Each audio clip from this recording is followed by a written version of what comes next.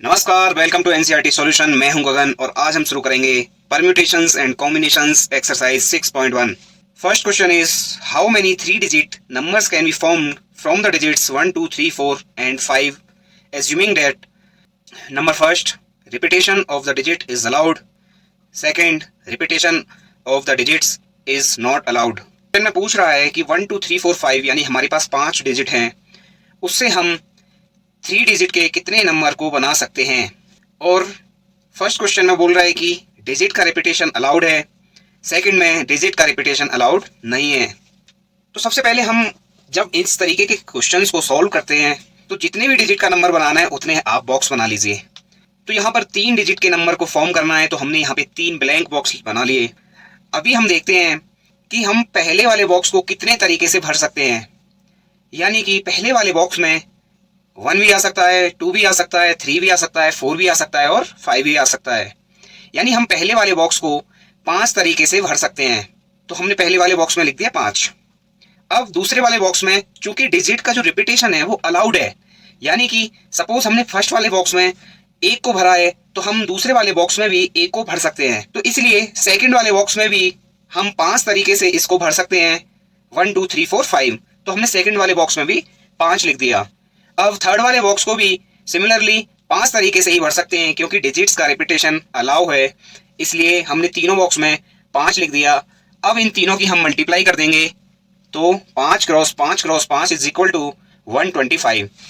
यानी कि 1 2 3 4 5 डिजिट से 3 डिजिट के 125 नंबर बनाए जा सकते हैं। तो ये तो हो गया कि जब डिजिट का रिपीटेशन अलाउ था, लेकिन जब डिजिट का रिपीटेशन अलाउ नहीं होगा तो नंबर सेकंड क्वेश्चन में हमने 3 बॉक्स ब्लैंक बनाए हैं। अब जो इसकी फर्स्ट डिजिट पे होगा वो हम कितने तरीके से भर सकते हैं, 5 तरीके से। लेकिन सेकंड बॉक्स को हम 4 ही तरीके से भर सकते हैं क्योंकि डिजिट्स का रिपीटेशन अलाउ नहीं है। तो जो डिजिट फर्स्ट वाले बॉक्स में आ चुकी है उसको हम दोबारा नहीं लिख सकते, इसलिए हम दूसरे बॉक्स को 4 ही तरीके से भर सकते हैं। और जो थर्ड बॉक्स है इसको हम 3 तरीके से भर सकते हैं क्योंकि हमने 2 डिजिट को पहले ही यूज कर लिया है। ये बात आपको समझ में आई होगी। अब इन तीनों की मल्टीप्लाई करेंगे तो 5 into 4 into 3 is equal to 60। यानी कि जब डिजिट का रिपीटेशन अलाउ नहीं है तो हम 1 2 3 4 5 से 3 डिजिट के 60 नंबर बना सकते हैं। ये क्वेश्चन जब आप एग्जाम में सॉल्व करेंगे तो आप ऐसे बॉक्स बना के नहीं दिखाएंगे, आप इसमें लिखेंगे फर्स्ट, आप इसमें लिखेंगे number of ways in which first digit can be filled is equal to 5, number of ways in which second digit can be filled is equal to 5, and number of ways in which third digit can be filled is equal to 5 when repetition of digits is allowed। तो 125 आ गया। Second question is how many 3 digit even numbers can be formed from the digit 1 2 3 4 5 6 if the digits can be repeated। तो अब हमें 3 digit का even number form करना है 1 2 3 4 5 6 की help से, और डिजिट का रिपीटेशन अलाउ है। तो हमने यहाँ पे 3 ब्लैंक बॉक्स बना लिए हैं।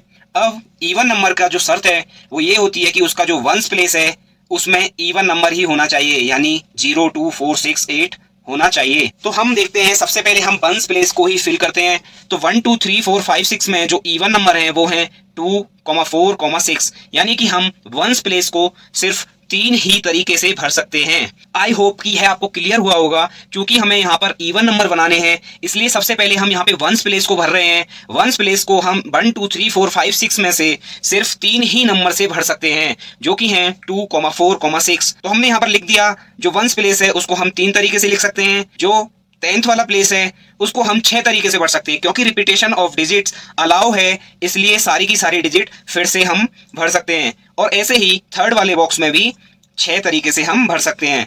अब इन तीनों की हम मल्टीप्लाई कर देंगे, 3 into 6 into 6 is equal to 108। यानी कि 1 2 3 4 5 6 यानी 6 नंबर की हेल्प से हम 3 डिजिट इवन नंबर 108 फॉर्म कर सकते हैं। आई होप कि यह आपको समझ में आया होगा।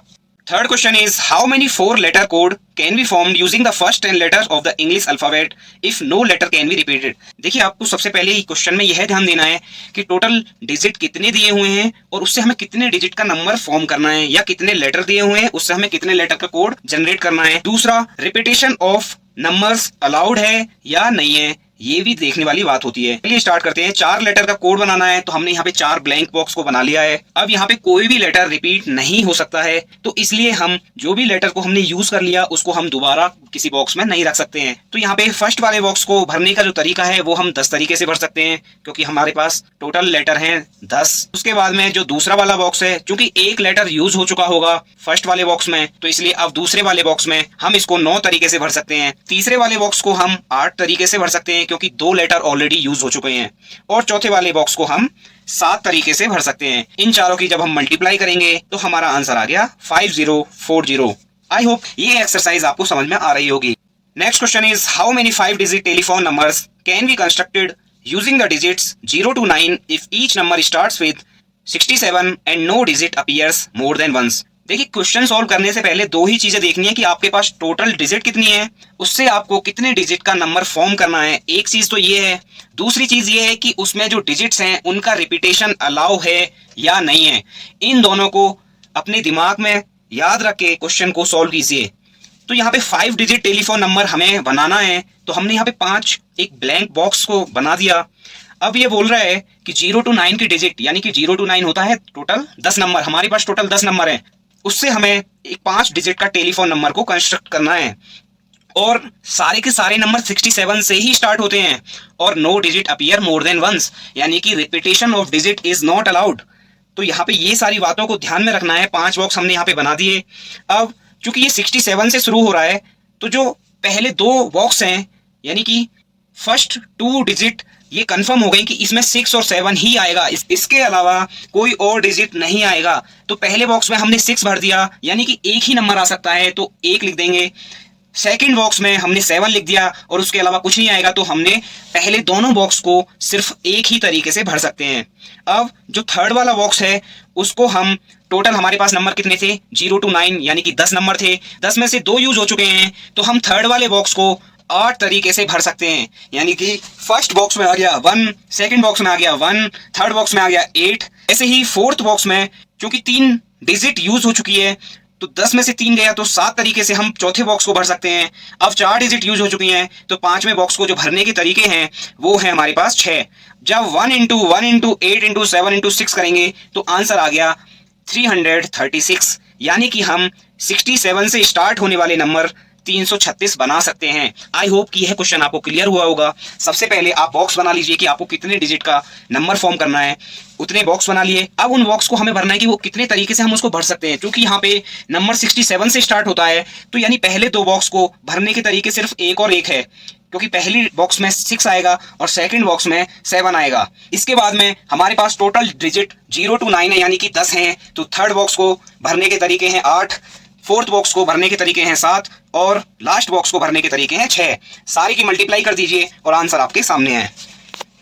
Next question is a coin is tossed 3 times. एक सिक्के को उछाला जा रहा है 3 बार and the outcomes are recorded. How many possible outcomes are there. तो देखिए, जब सिक्के को उछाला जाएगा तो उसके 2 ही आउटकम हो सकते हैं, या तो हेड आएगा या टेल आएगा। यानी एक बार सिक्के को उछालने पे आउटकम की जो पॉसिबिलिटी है वो है 2। जब सिक्के को दूसरी बार उछाला जाएगा फिर से आउटकम की पॉसिबिलिटी 2 रहेगी। जब सिक्के को तीसरी बार उछाला जाएगा तो पॉसिबिलिटी ही 2 ही रहेगी। तो टोटल पॉसिबल आउटकम्स क्या हो जाएंगे 2 into 2 into 2 is equal to 8। यही आपका आंसर है।